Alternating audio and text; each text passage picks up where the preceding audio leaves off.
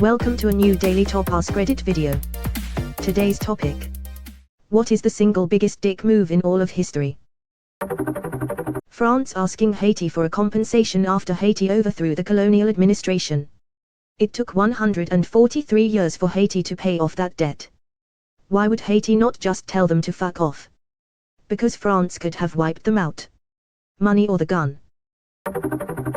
When the Mexican government rounded up thousands of Yaqui natives, made them walk over 300 kilometers to the coast, put them on boats, and sold them as slaves for about 25 cents. Most ended up on plantations in Veracruz where they were worked to death. Slavery was already illegal in Mexico at the time. When was this?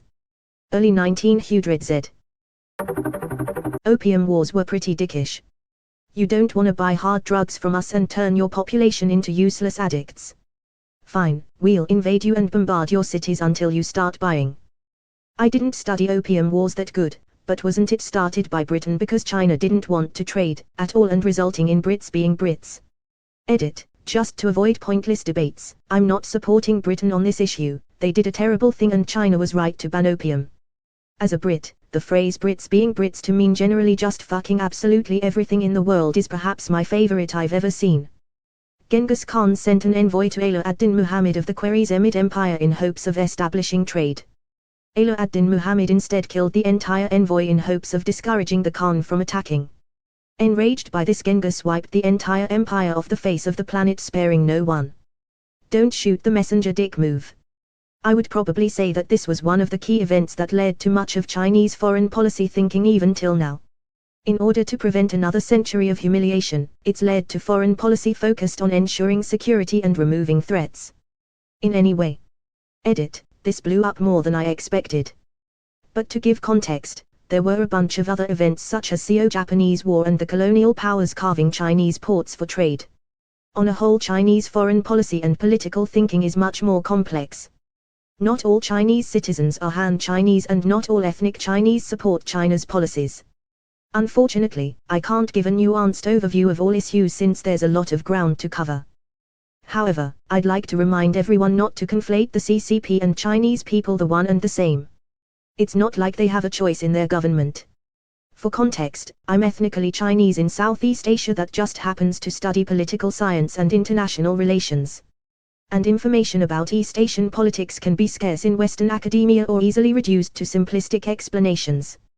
So I urge everyone to read a bit more about the context of East Asia instead of applying the lens of Western values to judge and evaluate issues happening over here. Yup. There's a reason Asian countries generally don't fuck around with drug use and prosecute aggressively. They were forced to buy British heroin at gunpoint and it destroyed a generation. Imagine how Americans would react if Mexico started and won a war against the US. So they could send cocaine and heroin to our markets. As this legend said, the British were furious that the Chinese could tell the British what to do in China. Imperialism, what could go wrong? That woman scorned who killed fucking everybody. Hang about, I'll Google it. Saint Olga of Kiev. After her husband, the prince, was tortured and murdered by dissidents, Drivlia, she got vengeance by buried alive the first messengers. Burnt / boiled alive the second set of messengers. Had a funeral feast for her late husband which included Drivlias and then had 5,000 of them killed. After a year-long siege, Olga said, "Give me 3 pigeons and 3 sparrows from each house." The Drivlias rejoiced at the prospect of the siege ending for so small a price, and did as she asked. Olga then instructed her army to attach a piece of sulfur bound with small pieces of cloth to each bird. At nightfall, Olga told her soldiers to set the pieces aflame and release the birds. They returned to their nests within the city, which subsequently set the city ablaze. There was not a house that was not consumed, and it was impossible to extinguish the flames, because all the houses caught fire at once. As the people fled the burning city, Olga ordered her soldiers to catch them, killing some of them and giving the others as slaves to her followers. She left the remnant to pay tribute.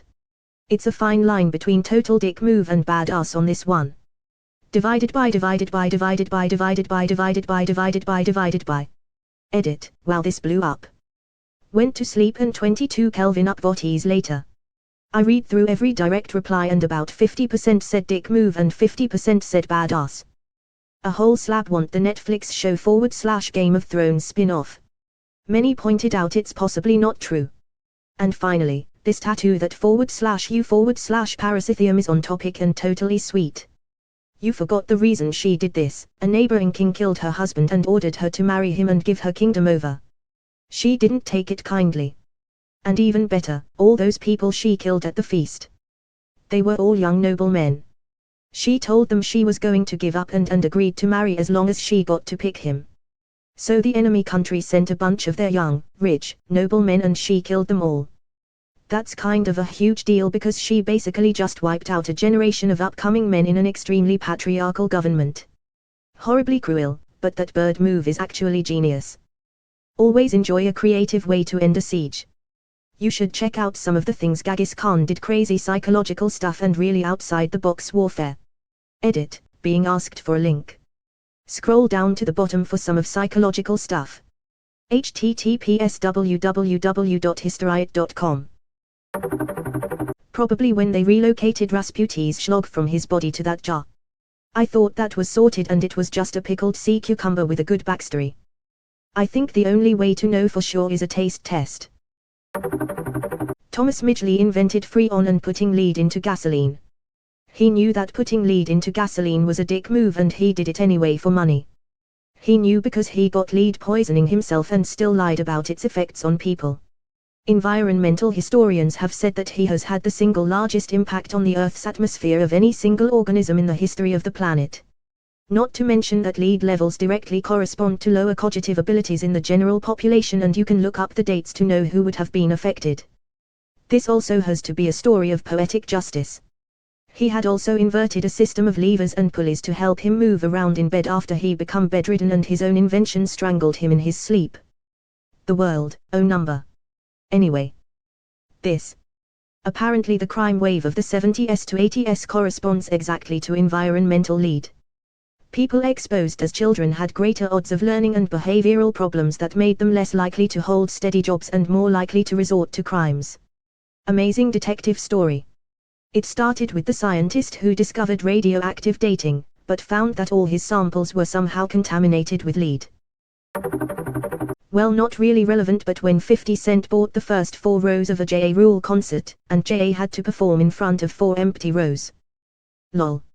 Or when 50 Cent bet Floyd Mayweather to read a page of a Harry Potter book and exposed Floyd's illiteracy to everyone. Lol. Floyd's response was hilarious though.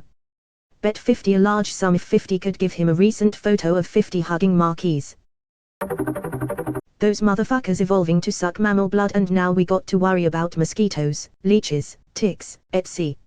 If you didn't want parasites eating your blood, why did you keep all your nutrients in it? Silly mammals. Just inject your blood flow with rat poison, that'll show those dumb mosquitoes. Your pet leaving your room after you carried them in. Your pet moving away from you after you sit close to them. This hurts. When my dog is indignant about something, he'll grumble and shift further away when I sit by him. My dog doesn't like me. I don't know why. I'm nice to him, I give him food, I call him a good boy, but in the 5 years that he's been in my family, he's come in my room of his own volition like 6 times, one of which was to take a shit on my carpet. Hitler killing Hitler and thus not giving everyone else the satisfaction of doing so. Apparently, Stalin wanted to capture Hitler alive so he could parade him through Red Square in chains. That would have made for some awesome historical photography.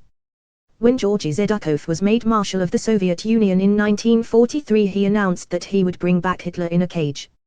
He allegedly, there's no direct source for it, but it appears in multiple second-hand testimonies, told family members of war dead you will have your chance to spit on him, piss on him in one telling, and wanted to display the caged Hitler in every town and village German troops had touched during their invasion of the USSR. One colleague said he'd proposed burying Hitler in the latrine at a military school so the Germans would know Soviet soldiers were shitting on him for eternity. Probably doesn't qualify as biggest dick move per selenium, but certainly a dick move. After the successful invasion of France in World War II, Hitler forced the French to sign the surrender document with Germany in the exact same railway car that Imperial German representatives had signed the armistice of World War I. In the exact same spot. By then a museum piece, the train car was specifically moved back to that spot for this purpose.